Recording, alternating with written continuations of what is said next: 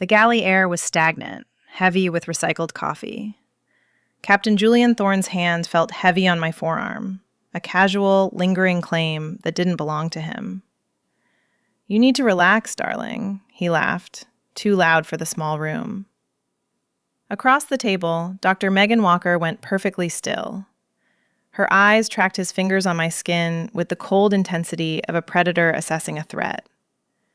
We were 3 days into a 6-week expedition, trapped in a steel hull on the Pacific. I realized then that her professional ice wasn't indifference.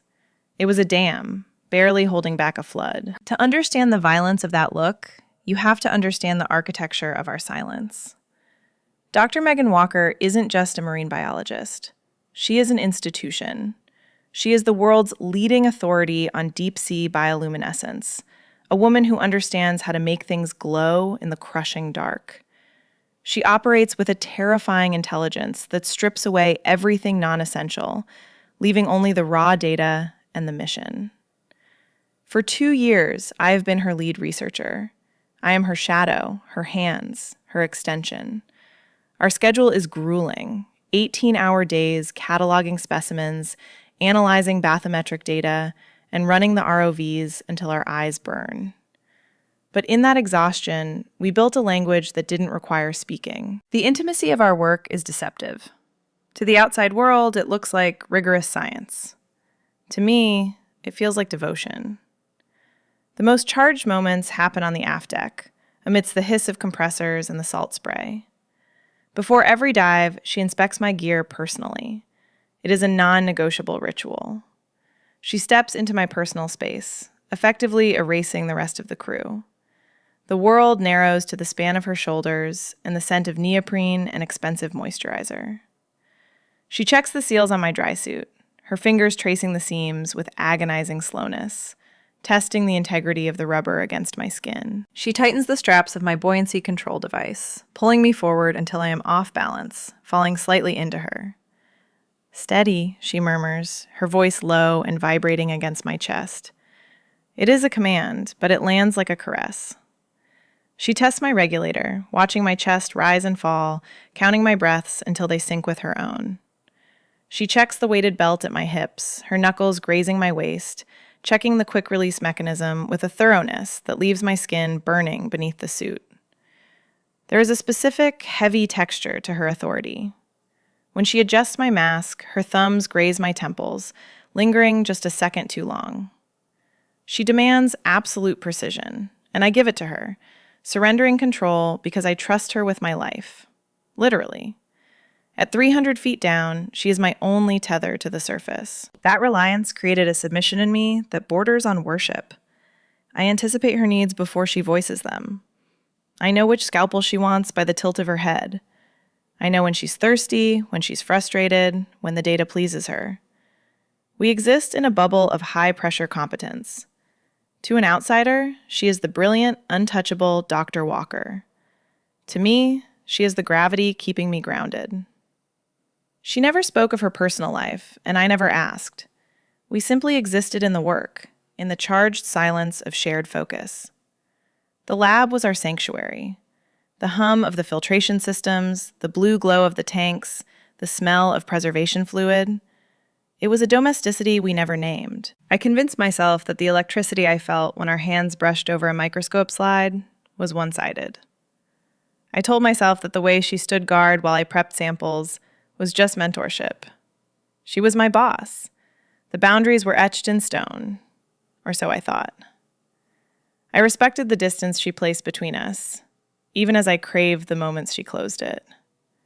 I lived for the safety checks that allowed her to touch me. I lived for the rare, exhausted smiles she offered only when the rest of the crew was asleep. The isolation of the open ocean usually felt like a protective layer. Out here, the noise of the world fades, leaving only the mission. It was just us, the science, and the water. We were a closed ecosystem, perfectly balanced. Predator and prey, teacher and student, partners in the dark. I was content in that orbit, circling her star, warmed by the heat she refused to acknowledge. That silence was our structure, our safety, and our home.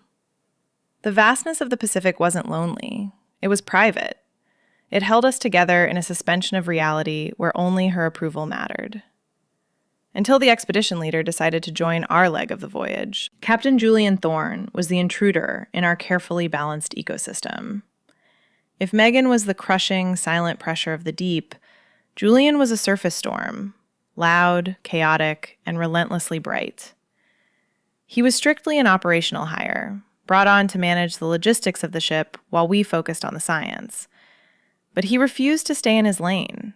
He was charismatic in a way that usually works in boardrooms and yacht clubs, physically imposing, with a laugh that rattled the delicate glassware in the lab. He took up too much oxygen in every room he entered, oblivious to the fact that on a research vessel, air is a finite resource. From the moment he boarded, he treated the expedition like an adventure tourism package, and me like the local attraction. He didn't see a lead researcher. He saw a woman he could charm. He had a habit of invading personal space with a casual, unearned confidence that set my teeth on edge. He would lean against the doorframe of the dry lab while I was trying to calibrate the sonar array, holding 2 mugs of coffee like peace offerings I hadn't asked for. "You're working too hard, sweetheart," he'd say, his voice grating against the hum of the servers. "The ocean isn't going anywhere. Come up to the deck. The sunset is wasted on you down here." He offered unsolicited advice on everything from my posture to the way I organized my field notes, treating my doctorate like a cute hobby. He would stand just a little too close when I was working at the chart table, his arm brushing mine as he pointed out currents I had memorized 3 years ago. It was a low-level, constant friction, like sand in a regulator. Megan's reaction was immediate, though invisible to anyone who didn't know her language. The first time Julian called me sweetheart, I saw a microscopic tightening of her jaw, a subtle shift in the muscles of her neck. She didn't verbally correct him. Instead, she weaponized the work. Suddenly, our schedule shifted. The downtime we usually used for rest or quiet study was filled with new, urgent tasks. She assigned me complex data reevaluations that required me to be in the server room, the smallest and most isolated space on the ship, effectively sequestering me from the general population. She was building a wall of labor to keep him out, burying us in spreadsheets and bathymetry logs to ensure our paths didn't cross with his. It worked for 2 days, until it didn't. We were in the main lab, conducting a critical review of the previous dive's footage. The room was dark, lit only by the monitors, the atmosphere focused and heavy. Megan was standing behind me, her hand resting on the back of my chair, a silent anchor as we watched a rare species of comb jelly drift across the screen. The peace was shattered when the door swung open, letting in a blinding wedge of hallway light. Julian strolled in, ignoring the do not disturb sign. "There you two are," he boomed, shattering the concentration in the room. He walked right up to the console, leaning over me, placing a hand on the desk next to my arm, effectively boxing me in. "I need a second opinion on the weather patterns for tomorrow's launch. And I figured you could use a break from staring at glow-in-the-dark jellyfish." The temperature in the room seemed to drop 10 degrees instantly. Megan didn't move her hand from my chair. She didn't even look at him. She kept her eyes fixed on the screen, but her stillness turned predatory. "Captain Thorne," she said, her voice dropping to that terrifyingly low register she usually reserved for equipment failures. "We are in the middle of a delicate analysis. Your weather patterns can wait. Your interruption cannot be repeated." She turned her head slowly, finally meeting his eyes. It wasn't a request. It was a dismissal so sharp it practically drew blood. Julian blinked, his smile faltering for the first time. He pulled back, laughing awkwardly to cover the sudden tension. "Right. Strict ship. I get it." He retreated, the door clicking shut behind him, restoring the dark. Megan didn't speak. She just leaned closer to me, her presence heavy and protective, reestablishing the perimeter he had breached. Megan tried to bury us in work to keep him away, but the ship was too small to avoid the inevitable collision. The wet lab at 2 a.m. is a sensory assault, but one I've grown to crave. It's the ship's beating heart, a cramped, stainless steel corridor that always smells of brine, formaldehyde, and the metallic tang of deep-sea mud. The humidity is constant here, clinging to your skin like a second layer, heavy and tropical, despite the air conditioning fighting a losing battle. The only sound is the rhythmic chugging of the filtration systems, cycling seawater through the specimen tanks. A mechanical lullaby that usually helps me focus. Usually. I was at the sorting station, hunched over a tray of benthic samples we'd hauled up from the abyss 3 hours prior. My back ached, my eyes were straining against the harsh fluorescent lights reflected on the steel tables, but the work was rhythmic, soothing. Then the air pressure in the room changed. I didn't hear the door open over the constant drone of the pumps, but I felt the shift in the room's density. A shadow fell across my sorting tray, blocking the light. Burning the midnight oil? Or just hiding from me? Captain Julian Thorne's voice was too smooth, sliding into the room like a slick of oil on water. He was leaning against the counter, crossing his ankles, holding a wrench he clearly had no intention of using. He'd come down to check a valve, he claimed, though the engineering deck was 3 levels up. He moved into my space, boxing me in against the sorting tray. The lab is narrow, designed for efficiency, not social calls, so his proximity felt instantly suffocating. He smelled of expensive cologne that clashed violently with the clean, sharp, salt air. "You know," he murmured, leaning in until I could feel the heat radiating off his chest. "Dr. Walker works you like a machine. You're allowed to have a little fun, darling. I could show you the stars from the bridge. Best view on the ocean." His hand drifted toward my shoulder, fingers brushing the fabric of my scrub top. It wasn't threatening, exactly, but it was presumptuous. It assumed access. I shifted away, reaching for a pipette to look busy, but he just stepped closer, laughing low in his throat. "Come on, just a dash." The sentence died in his throat. The heavy, watertight door to the corridor hadn't just opened. It had been occupied. Dr. Megan Walker stood on the threshold. She wasn't wearing her usual pristine lab coat. She was in a dark navy undershirt and cargo pants, looking like she'd just come from a fight or a very restless sleep. Her hair was pulled back severely, exposing the sharp, tense line of her jaw. She didn't look at Julian. She didn't acknowledge his presence or his charm. Her eyes were locked on the space between us, specifically the 3 inches of air separating his chest from my shoulder. She didn't shout. She didn't even raise her voice. She simply walked into the room, and the atmosphere instantly recalibrated around her gravity. "Specimen 84B, she said, her voice a cool, flat line. "The preservation protocol requires immediate adjustment. You're drifting, doctor." She wasn't talking to him. She was talking to me. She moved with a fluid, terrifying grace, stepping directly into the space Julian was occupying. He had no choice but to stumble back or be physically displaced. He stepped back, looking bewildered. Megan didn't stop. She moved behind me, replacing his unwanted heat with her own familiar electric presence. "Your focus is slipping," she murmured, close to my ear. "Let me correct you." She reached around me, her arms caging me in against the counter. It was a posture of instruction, ostensibly. She placed her hands over mine on the microscope controls. Her palms were cool, dry, and strong. She didn't just guide my hands, she covered them, her fingers lacing over my knuckles, pressing down with a weight that felt like a claim. She leaned in, her chest pressing firmly against my back, molding her body to mine along every vertebrae. The contact was absolute. There was no air between us, no space for Julian or his cologne or his cheap flirting. I was enveloped in the scent of her, clean soap, ozone, and authority. "Look here," she commanded, her breath ghosting against the sensitive skin of my neck. She adjusted the focus knob, her hand controlling mine, turning it with agonizing slowness. "Do you see the structural weakness? If you aren't precise, you ruin the sample." The double meaning hung heavy in the humid air. She wasn't looking at the slide. I could feel her chin resting just above my shoulder, her gaze directed outward, challenging the intruder. Her grip on my hands tightened, grounding me, pinning me to the spot, pinning me to her. It was possessive, overwhelming, and confusingly safe. My heart hammered against my ribs, and I knew she could feel it through the thin fabric of our shirts. She didn't pull away. Instead, she pressed harder, a silent, crushing weight that said, "Mine." Julian cleared his throat, the sound tinny and small in the charged room. "Right. Well, I'll let you ladies get back to it." He retreated, the door clicking shut. Megan didn't move. She stayed pressed against me for a long, suspending moment, her hands still covering mine, her breath still warming my neck.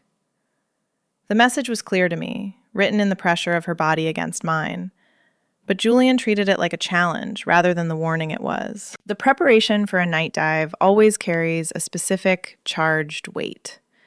But tonight, the atmosphere on the aft deck was thick enough to choke on. The ocean was a black void beyond the railing, restless and churning, while the deck itself was a chaotic theater of floodlights, shouting crew members, and the hiss of compressed air tanks. We were targeting a vertical migration of deep-sea cephalopods that only rose to shallower depths under the cover of total darkness.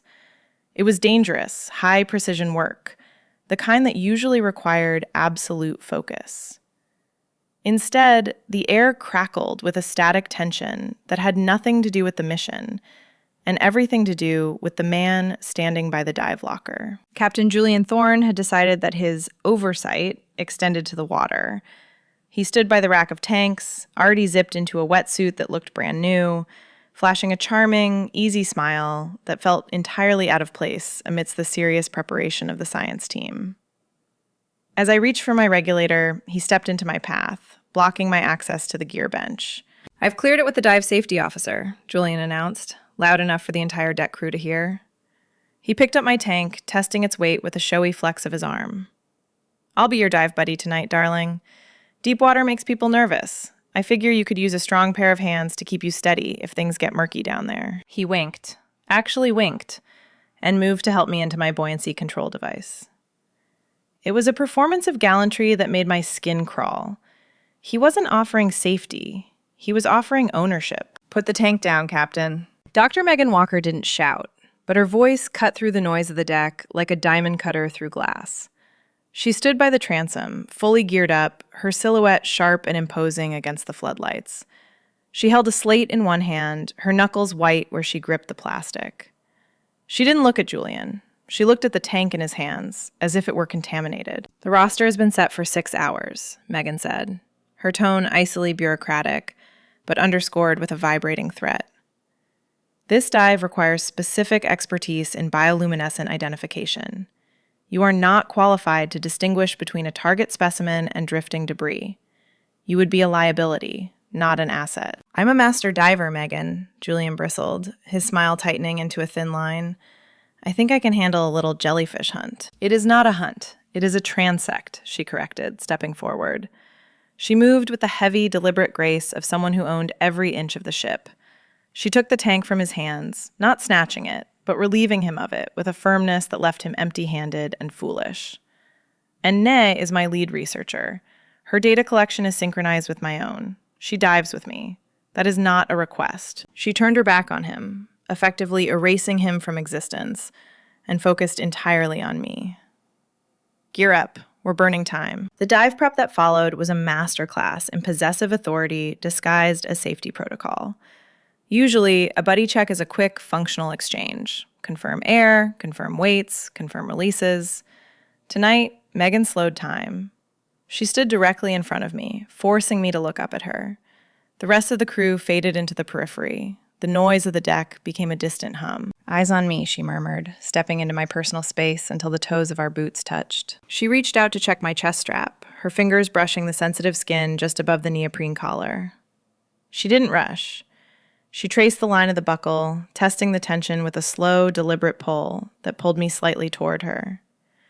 Her gaze was locked on my face, searching for what? Fear? Complicity?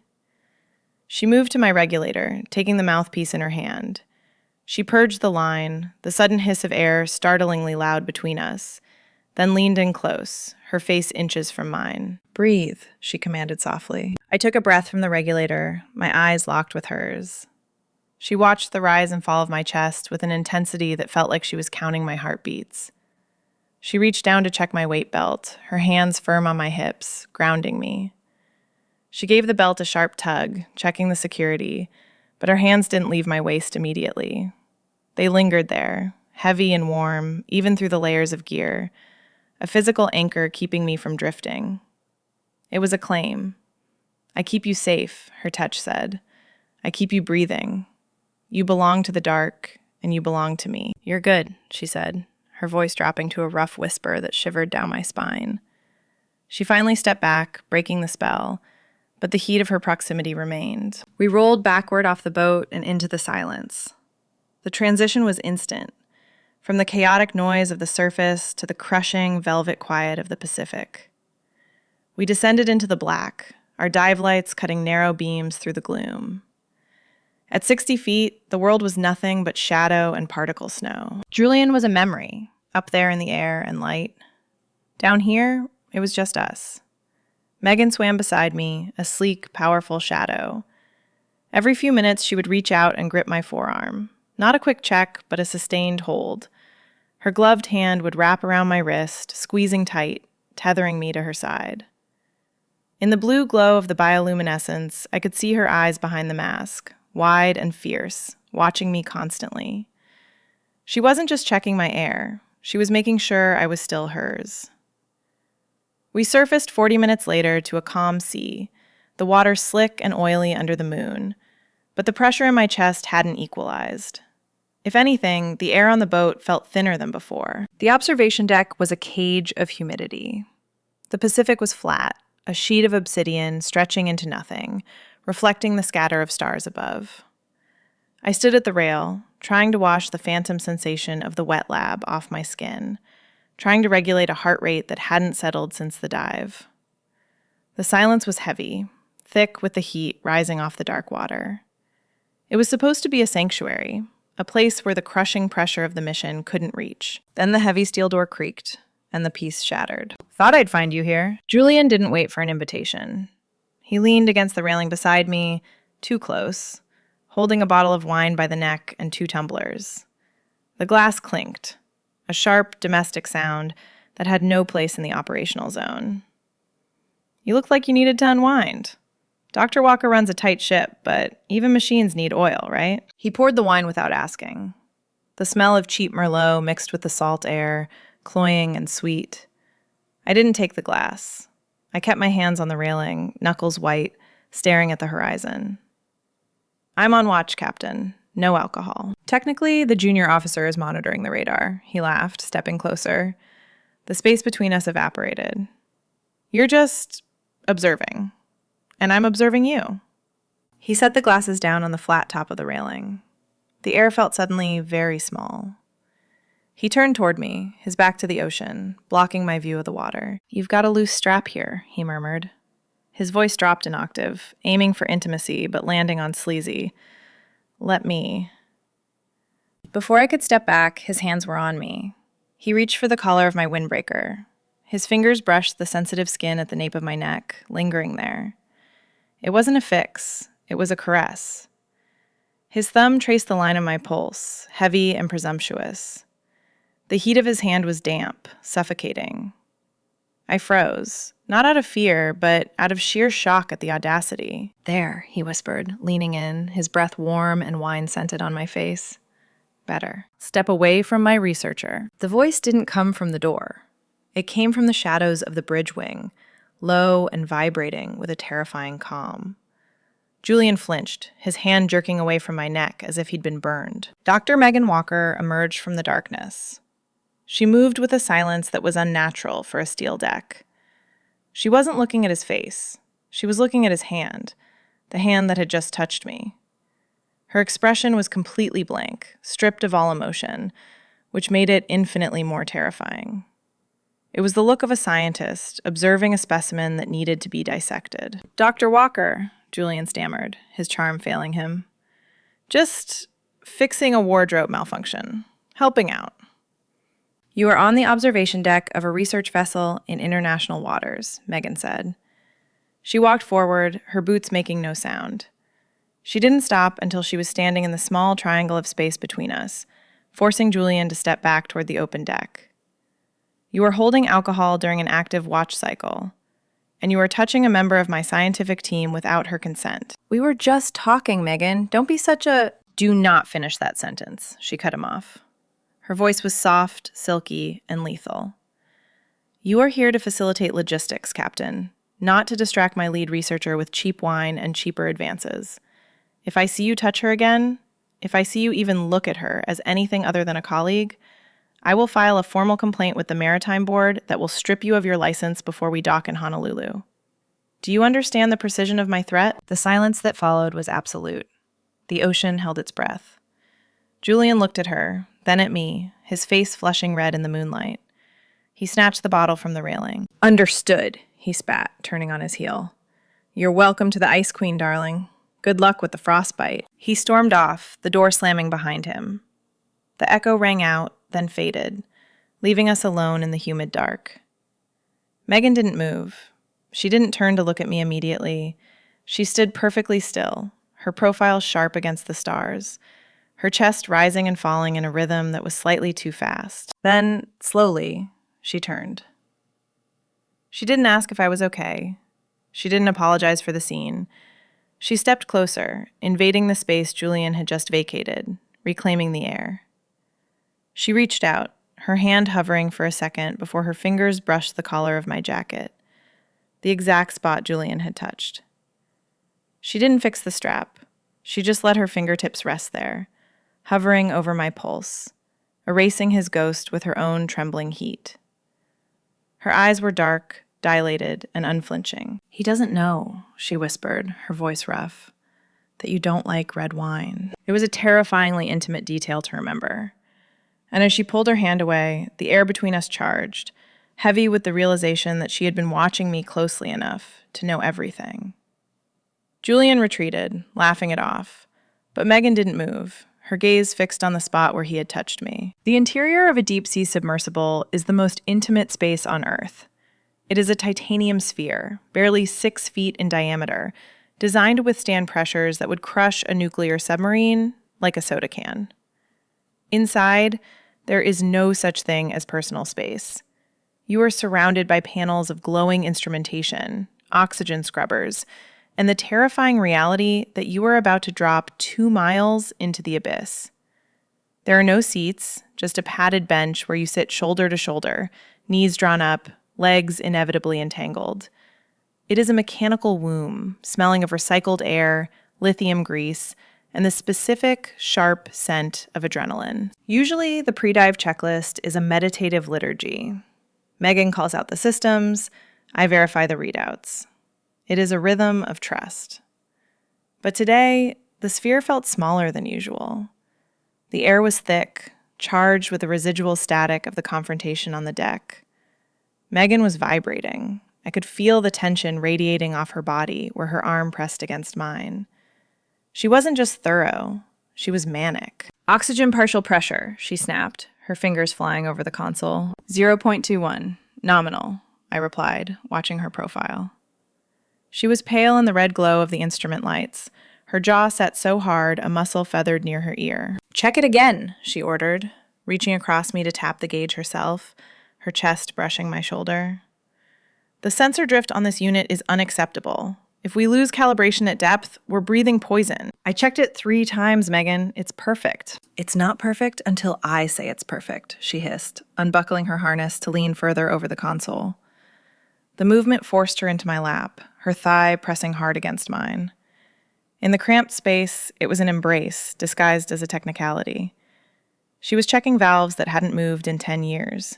She was looking for a flaw that didn't exist because she couldn't control the variable that actually mattered.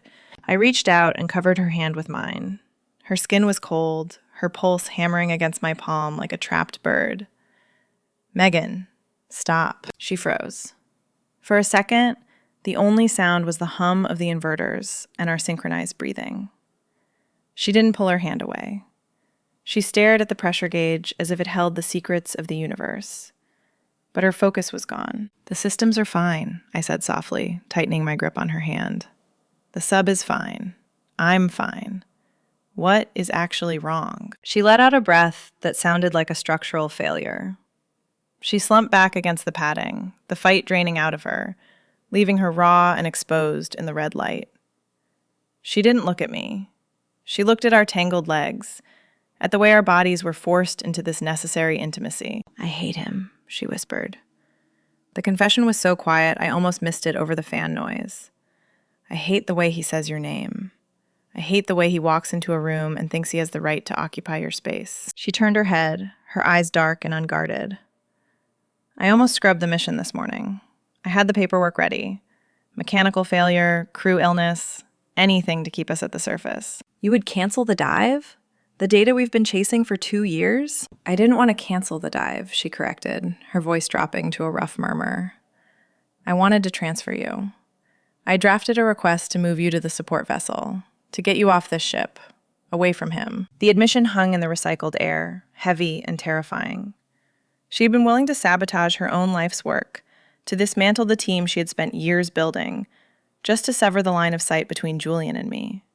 It was irrational. It was unprofessional. It was the most romantic thing I had ever heard. "Why didn't you?" I asked. She shifted, turning her body toward me as much as the harness allowed. Her knee knocked against mine, a solid, grounding weight. "Because then you wouldn't be here," she said simply. "And the thought of descending into the dark without you, it terrified me more than he does." She looked at me then, really looked at me, stripping away the mentor, the scientist, the boss. There was just a woman, terrified of losing the one thing she hadn't realized she needed until it was threatened. The hatch above us clanged shut, sealed by the deck crew. The heavy steel locking wheel spun into place, sealing us in. The sounds of the world, the wind, the waves, Julian's laughter, were instantly cut off. "We're sealed," I said, my voice trembling slightly. Megan nodded. She reached out and flipped the switch that flooded the ballast tanks. "Taking us down," she whispered. We descended into the dark, and as the light faded, the walls between us finally dissolved. The ocean swallowed us whole, leaving only the two of us, suspended in the crushing quiet, finally alone. At 1,000 meters, the ocean stops being water and becomes pure, crushing weight. The darkness outside the viewport was absolute, a heavy velvet curtain that swallowed our external lights after only a few meters. Inside the sphere, the world had reduced to the hum of the oxygen scrubbers and the rhythmic blinking of the depth gauge. We were suspended in a void so complete, it felt like we had left the Earth entirely. The temperature inside the sphere had dropped, the titanium hull radiating the freezing cold of the deep. But the air between us was stiflingly hot. We were monitoring a hydrothermal vent field, watching the temperature spikes on the monitors, when the silence shattered. A sharp, piercing alarm cut through the quiet, the hydraulic pressure warning for the manipulator arm.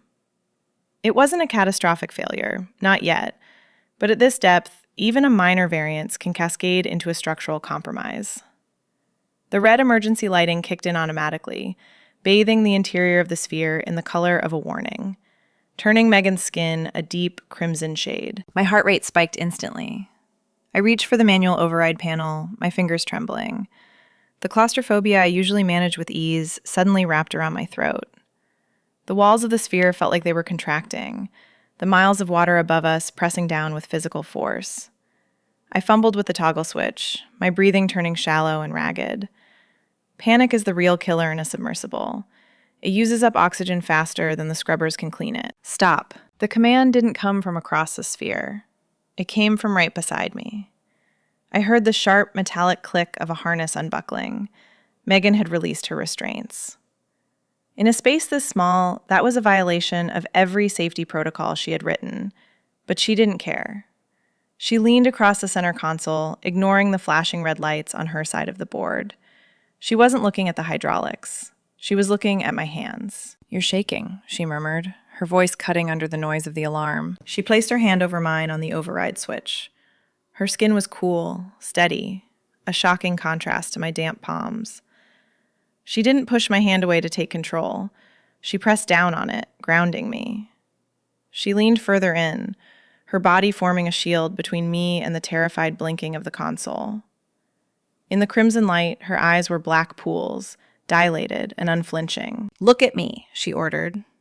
It was the same tone she used to command the deck crew, but stripped of its edge, leaving only a raw, vibrating intensity. I looked at her.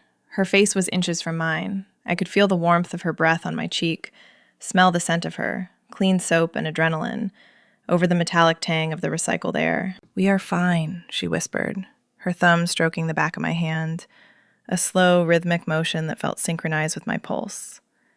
"It's just a sensor drift." We've fixed this a dozen times in the simulator. Breathe with me. I took a breath, shaky and thin. She waited, watching my chest rise, then took a breath with me, forcing our rhythms to align. The alarm was still blaring, but it sounded distant now, muffled by the sudden, overwhelming gravity of her presence. "I'm sorry," I managed to whisper, shame flooding my chest. "I don't know why I'm scared. I'm never scared down here." Megan's expression fractured. For the first time in 3 years, the mask of the unflappable Dr. Walker slipped completely. She moved her hand from mine, reaching up to cup my face. Her palm was firm against my jaw, her fingers threading into the hair at the nape of my neck. She held me there, suspended in the red light, her touch heavy and possessive. "You think this is about the water?" she asked, her voice rough. Her thumb traced the line in my cheekbone, a touch so tender it felt like a burn. "I'm not afraid of the pressure knot. I'm not afraid of the dark or the depth or the systems failing." She leaned in closer, until our foreheads were almost touching, until I could see the gold flecks in her dark eyes. "I was terrified up there," she confessed, the words tumbling out in a rush. "On the deck, watching him touch you, watching him look at you like he had the right to be in your space. That is the only time I have ever felt true fear on this ship." The admission hit me harder than the pressure outside. The alarm finally timed out, leaving us in a sudden, ringing silence, but neither of us moved. "I can handle a hull breach," she whispered, her gaze dropping to my lips before snapping back to my eyes. "I can handle a system failure, but I cannot handle the thought of you belonging to anyone else. That is my crush depth." She held my gaze for a heartbeat longer, the air between us charged with everything we hadn't said for 2 years. Then, slowly, she pulled back. She turned to the console, flipped the hydraulic override with a single steady movement, and cleared the board. "Taking us up," she said, her voice steady again, though her hand trembled slightly as she gripped the controls. We ascended in silence, but the dynamic in the sphere had irrevocably shifted.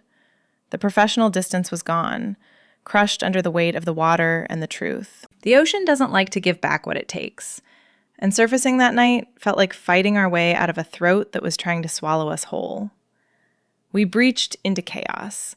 The calm sea we had left hours ago had been replaced by a violent squall that turned the deck into a shifting, treacherous landscape of slick steel and lashing rain. The retrieval crane groaned against the wind, the A-frame swinging wildly as the deck crew fought to secure the submersible. When the hatch popped open, the smell of ozone and diesel fumes hit me like a physical blow, instantly erasing the clean, recycled air of our private world below. I climbed out onto the swaying gantry, my legs still trembling from the adrenaline of the crush depth and the heat of Megan's confession. The rain soaked me instantly, plastering my hair to my face, blinding me to everything but the floodlights cutting through the downpour. "I've got you." The shout was swallowed by the wind, but the hands were unmistakable. Captain Julian Thorne was there before my boots even hit the deck grating. He wasn't wearing safety gear. He was just there, seizing the opportunity the chaos provided. A heavy crate of sample jars had broken loose from its lashings, sliding dangerously across the wet deck toward us. It wasn't a lethal threat, just a clumsy hazard, but Julian treated it like a catastrophe. He grabbed me by the waist, his grip tight and possessive, pulling me hard against his chest. "Careful, darling. I told you it was dangerous out here."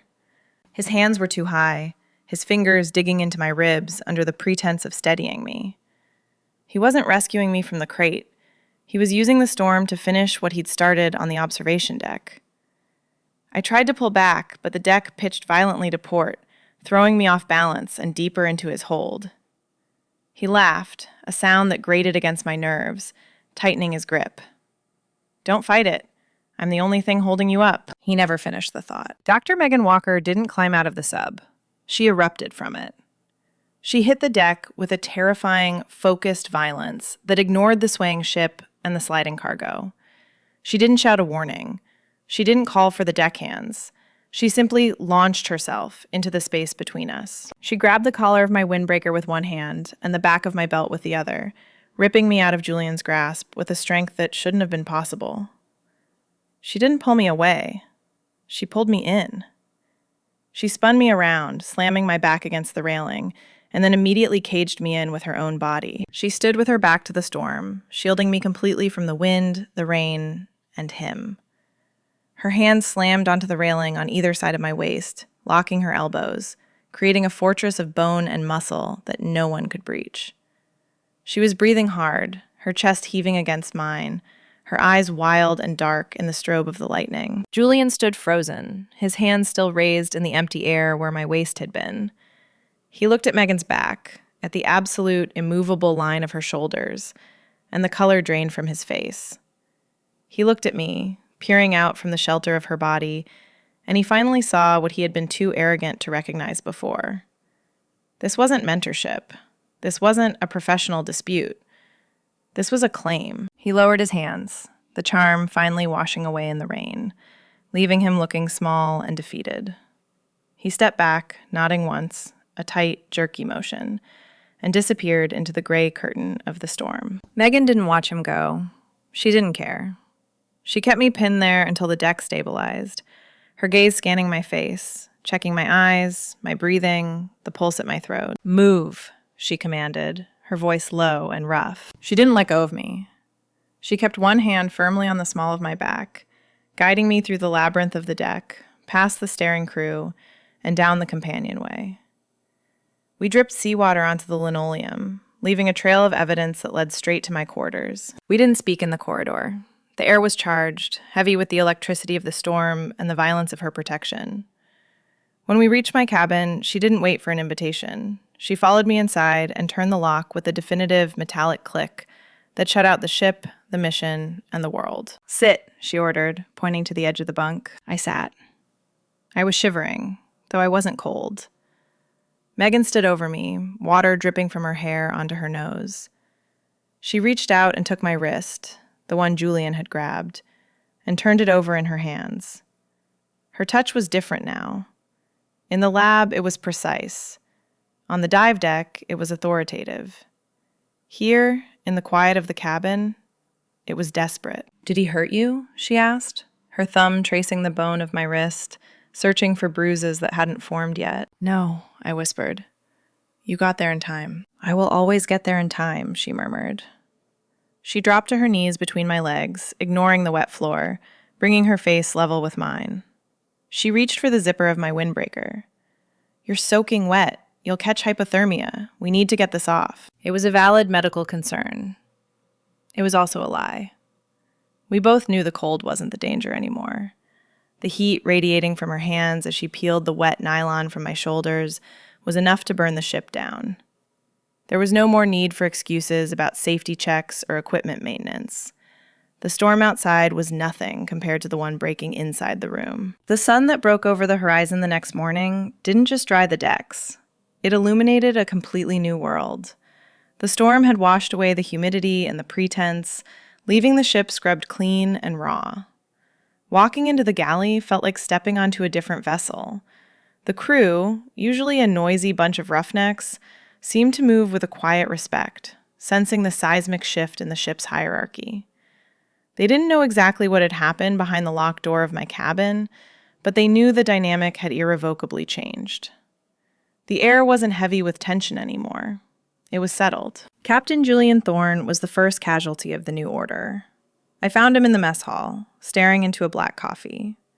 The swagger was gone, replaced by the weary posture of a man who realized he had brought a knife to a nuclear standoff.